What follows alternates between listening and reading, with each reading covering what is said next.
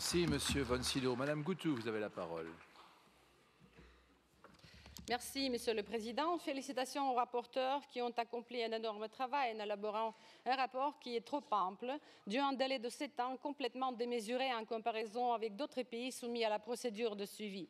Permettez-moi de constater une sorte de discrimination positive de la Russie dans ce sens. Selon les données du rapport, le fonctionnement des institutions démocratiques en Russie est désastreux, étant stigmatisé par un virement vers l'autoritarisme, phénomène qui affecte gravement le fonctionnement de la justice, le processus électoral, le droit à la liberté d'expression, les activités de la société civile, et la liste des choses à faire énumérée dans le projet de résolution est tellement longue qu'elle semblerait même exhaustive. Mais ce n'est pas le cas. Malheureusement, les rapporteurs n'ont rien mentionné dans le projet de résolution concernant la politique du chantage que la Russie mène par le biais de la compagnie Gazprom dans ses relations avec ses ainsi dits partenaires égaux. La République de Moldavie est un de ces partenaires dits égaux et paritaires. Mais de quelle parité pouvons-nous parler quand, en échange de la conclusion du contrat pour la livraison des gaz russes vers la République de Moldavie, source énergétique unique de notre pays, les officiels de la Russie, dans la personne du ministre Novak, exigent à la République de Moldavie de dénoncer le traité énergétique européen. La compagnie Gazprom est devenue une véritable arme économique contre les pays qui ne veulent pas accepter la manière de penser de la Russie. La Moldavie, durant les dernières 3 années, a effectué des pas gigantesques sur la voie de l'intégration européenne. Et la déclaration écrite signée par 91 membres de notre Assemblée en est une preuve éloquente de plus.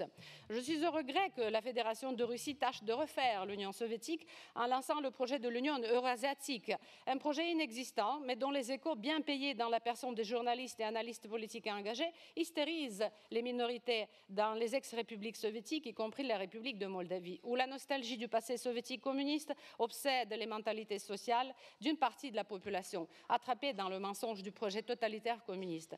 Des ONG et des partis politiques minuscules sont financés par la Russie. Leur but est de détourner la République de Moldavie de son parcours européen.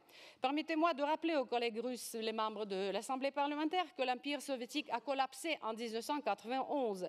Il n'y a pas de voie de retour. Concentrez-vous, chers collègues, sur les problèmes graves qui sévissent à travers votre grand pays et qui ont été clairement exposés dans le rapport.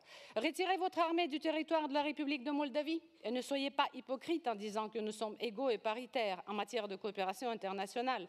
N'envoyez plus de l'argent en Transnistrie. Ce régime séparatiste soutenu par votre pays ne vous fait pas honneur. Blanchiment d'argent, trafic d'armes, crime organisé, est cela la philosophie de votre pays?